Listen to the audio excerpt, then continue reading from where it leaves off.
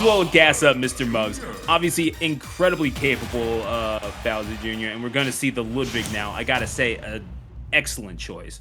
But I'm a Lemmy guy, but, you know, you got the yin to the yang. I appreciate that. Now, going up against Lucas, this is not one of those matchups that you're really looking at when you're studying the meta of Super Smash Bros. Ultimate.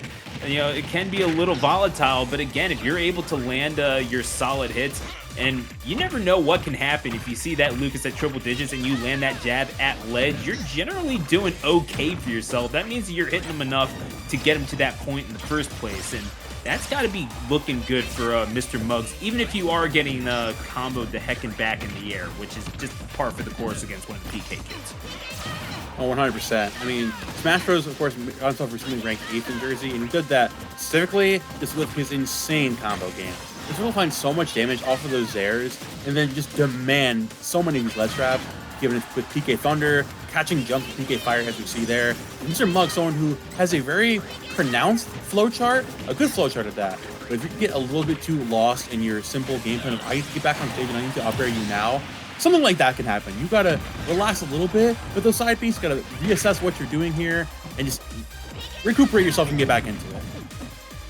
Yeah, but then again, you got all these hitboxes that you're trying to recover into. Bowser Jr. more than capable of throwing them out as well.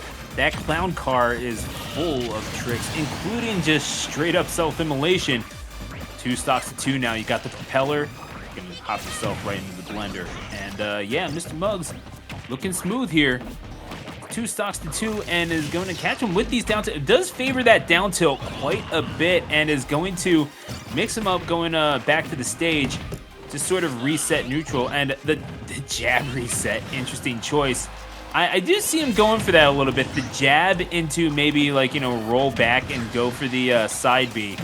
Don't really know about that particular choice, but you gotta appreciate it sometimes. You're seeing a lot of slow pitches and then eventually just throw the fastball with the Mecha Kubo.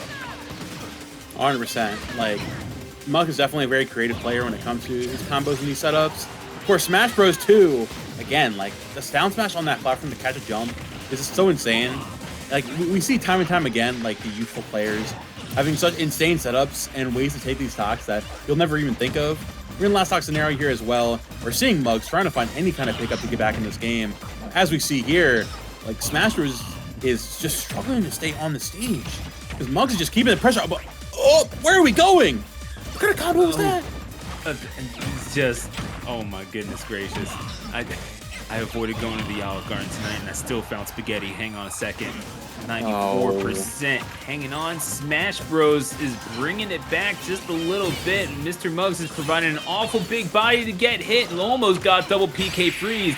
It is able to survive. You're not going to survive this. Smash Bros in hot pursuit at the ledge and is going to find the game 1 victory, though Mr. Muggs, I wouldn't even say necessarily made a meal of it, but you got to think that there's maybe 1 or 2 interactions there that he would want back. 100%. Like, the thing with being such an erratic player and having such a strong advantage state is that sometimes certain parts of the game aren't fully thought out in your mind. So you'll get on and you'll find that crazy combo and you're like, all right, I'm going crazy. I'm doing this. Oh, wait. I just got PK freeze. Oh, wait. I got to recover. Oh, wait, what happens? What do I do? It's like, that's where you got to relax a little bit and still keep yourself somewhat contained in neutral. And that's why I like a stage pick like this. Taking this to PS2, where Mr. Muggs will have a better time recovering, which he's been struggling with on the last stage, and he's able to take the stocks probably easier on a character like this. So honestly, I'm excited to see how Smash Bros. Kind of rebuttals the stage pick here. As we're seeing it, I mean, it's just might as well keep on with the same game plan, right? You know, just safe hitboxes, even though they're a little committal. You know that Bowser Jr. doesn't necessarily have that closing speed, and even if you do get hit upwards, you're generally decent if you go into the corner. Like, you're fine. It's, hang on, you got a little bit of pursuing speed as well. The PK freeze is going to threaten the The threats of the PK freeze, however, nothing compared to the promises of those smash attacks that you can confirm into, especially with Bowser Jr. That's an awful heavy cart, and you're gonna get tagged up and eventually escorted out, exit stage left. Although that jab is going to be shielded, got pushed out of the way. That is a rough one for Mr. Muggsy. You could be eating a little bit of damage if you're not careful. Oh, all that rage on this Lucas. You could. Oh, okay. And there it goes. Yeah. No, we're good. Goodbye. We're good. We don't have to worry about all that. Muggs said, "Nah, you're good, bro." Oh man, it's okay. Just sort of reset the momentum in your favor. And yeah, no, you saw that. You saw him just kind of swirling around the control stick there. I appreciate gave him a swirly. Oh no, absolutely. Smash Bros putting on the whirling dervish with the PK Thunder. And Mr. Muggs, again, this is Bowser Jr. What exactly do you plan on doing about it? Like, you can hold whatever direction you want. And this thing is going faster than your cart, especially when your wheels are off the ground. And you got the Mecha Koopa right there. Got to try to read the recovery, or at the very least threaten. Got Mr. Muggs going low, but again, this is one angry baby turtle, and Bowser Jr. now looking for the KO, but that's the thing. When you're seeing red, you're not thinking straight. Smash Bros is going to put him straight into the corner and eventually in timeout for real, 2 stocks to 1. Make it 1-1 though. Good read with the up smash. Good stuff there from Mr. Muggs, keeping this game very, very close. The Smash Bros, of course, just trying to play the same game he was before, trying to keep this Bowser Jr. just at an arm's length away from this legend. As I say that, already taking so much damage from the forward airs. Mr. Muggs doing everything in his power to stay in the center of the stage, force his way into these up air combos. There's that too, up tilt into double up air coming out. And now we have the exact opposite of that. Smash Bros doing everything in his power to get the stock off as soon as he can. Oh my god. Oh, never mind. Okay, it's fine. That was almost very bad. Fire's coming out as well from around the platform. Mr. Muggs just struggling to take the stock. He wants to take the stock now, if anything. Do not delay this any longer. The second Smash Bros finds his footing. He lets it off, batter up, and he takes it with that F smash. The fact that he went to F smash just to get rid of that Mecha Koopa, and Muggs just ran into it, just cherry on top of that last stock Sunday. Sure, man. That's how it goes. Everyone has a plan until they get hit in the face with a tree branch, and that's kind of the way it goes. Smash Bros now 2-0, trying to pursue with the Mecha Koopa, and you can see like maybe the timing was messed up there. If you're gonna do that, you have to start with the Mecha Koopa, right? Like, you don't want to outpace it, because at that point, what really are you getting out of it? It's like, oh, I'm gonna, beat your shield by a couple of seconds, and I could get minimal damage off of it. And in exchange, I'm putting my entire body on the line. That's not really the sort of risk-reward assessment that you want. But that's Mr. Muggs, I think, realizing that. Maybe a little bit more patience is it's a virtue for a reason, right? Like, you either possess it or you don't. And Mr. Muggs, maybe realizing the timing that's necessary, but certainly did not execute upon it, and is going to need just a little bit more, because you're getting tagged with just about everything, including that PK freeze there. So you're holding on to 154%. It's full rage, but you're not really comboing into much. You just got to rely on these big individual hits. Oh yeah, I mean, Muggs is definitely one of those players that not want to give much rage at all, because again, we keep saying he's a very extremely explosive player. He finds so much off of these combos, so you give him enough rage, he just takes those stocks early and earlier. At 89%, honestly, Muggs just take this and even up his game. But Smash Bros is going to find that drag down into the up tilt. Lucas struggling a little bit to take that first stock, but staying here in the lead. This could be huge if Smash Bros able to find another one of those combos with the Zair. And as I say that, taking the snake train all the way down and finding the up speed too. Yo, we got to stop letting these Lucas players find these up today, bro. This is getting ridiculous. Yeah, but what, you're acting like Jersey has a history of problematic PK kids or something. Like, don't be ridiculous. Now, you're talking about the back airs, ridiculously fast and effective for both characters, but I mean, one's been finding it just a little bit more consistently than the other, and I'm just gonna let you guess which one that might be.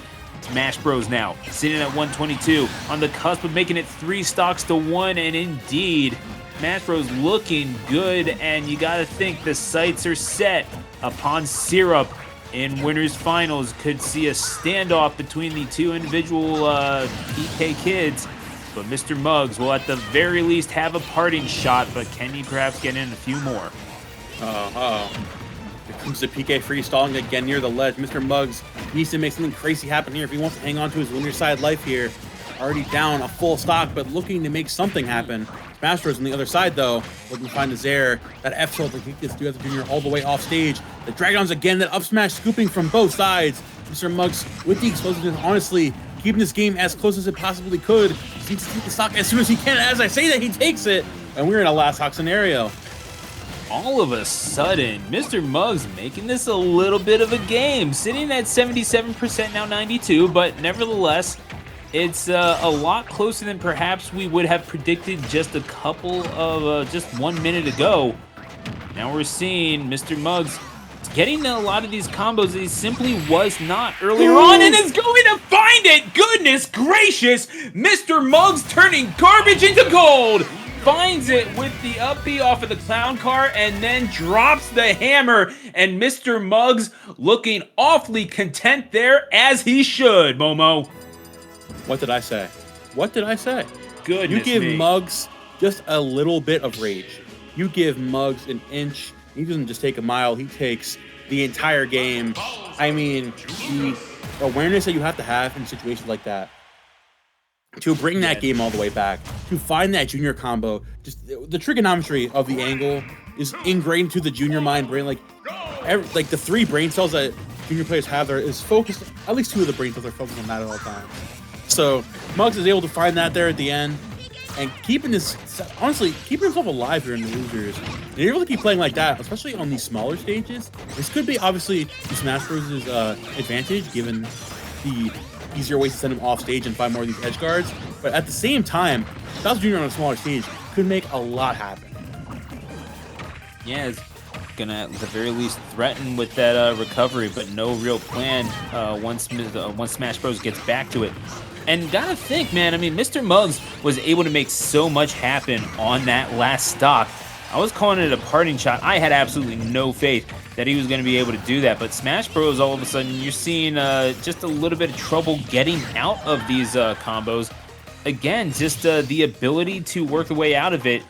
That's the benefit of Rage on Bowser Jr., right? Like, you don't need to be connecting with, 3 or 4 things. You just really need 1 or 2 to get just as much and maybe a little bit more knockback. As we're seeing now at 171, SmashBros absolutely needs to finish his food and will do so here. We're even at 2 stocks apiece. That is a sigh of relief for SmashBros, especially after the events that transpired last game. Oh yeah, SmashBros doing everything in his power now to get this junior off the stage and keep him there as long as you possibly can. This junior, the second he lands, he's just constantly just keeping it going, not letting go of that A button. Honestly, very much deservedly so, given how much he's able to find so much off of these combo routes. I'm seeing SmashBros here, though, trying to do everything in his power to force the situation here again and again, force Mr. Muggs to kind of overthink how he's coming in, and that angle with the PK freeze, and that's probably one of the bigger reasons you take the Smash Bros. The PK freeze, it's so much stronger on a stage like this. Oh, hang on a second. Here comes the PK fire. SmashBros looking to fight his way out of the corner off of that ledge. Mr. Muggs, of course, doing a fantastic job. Gets a little overzealous there with that up smash. And SmashBros, again, with the punch from the second up smash. You see Mr. Muggs wants to take a stock as soon as possible. We saw last game. So I want to play a little bit patient because you can still definitely keep yourself in this game.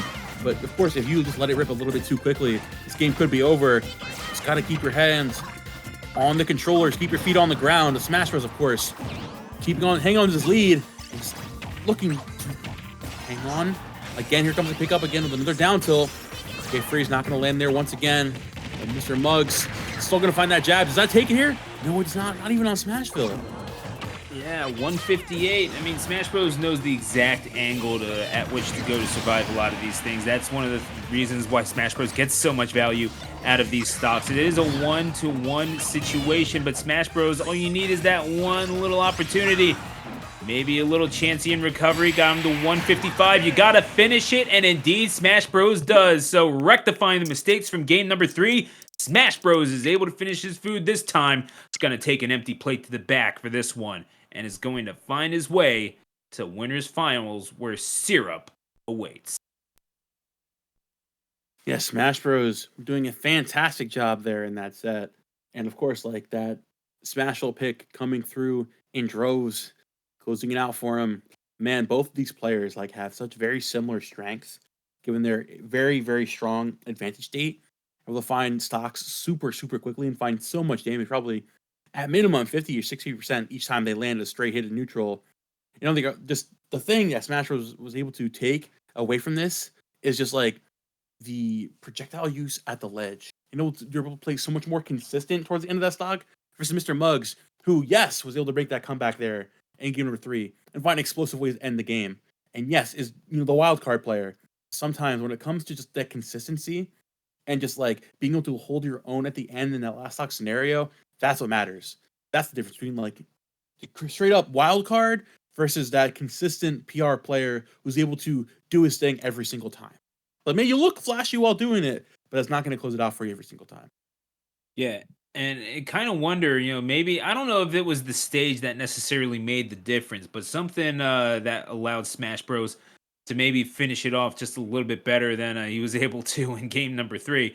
That is the key difference. You got knocked around quite a bit. You got all that rage. On Bowser Jr. was able to do nothing with it. Instead, gets that drag down into the smash attack, and well done by Smash Bros. Again, sometimes it's about learning your mistakes, but maybe that comeback for game number 3 was the sight gaber that sort of maybe woke up woke up Smash Bros from the slumber. Like, okay, nothing is taken for granted, and as much as as much as I might have gone in on Mr. Muggs before the beginning of this set, a very capable Bowser Jr. who obviously has the awareness to adapt to some of these situations and is not going to take something sitting down. So even though you do have a loss on the set, you at least take something from that game number 3. If not necessarily anything technical, the fact that you are able to make that comeback happen, the fact that you have that dog in you, and you're able to fight, you're showing that fighting spirit, if nothing else. Oh yeah, 100%. And that is the most important thing here, right? Able to get back up again,